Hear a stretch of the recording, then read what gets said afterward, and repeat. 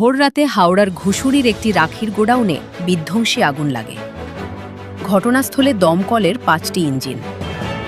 আগুন লাগার সময় বন্ধ ছিল কারখানা, তাই আগুন নেভাতে বেগ পেতে হয় দমকল কর্মীদের। প্রাথমিক তদন্তে জানা গেছে হতাহতের কোনো খবর নেই।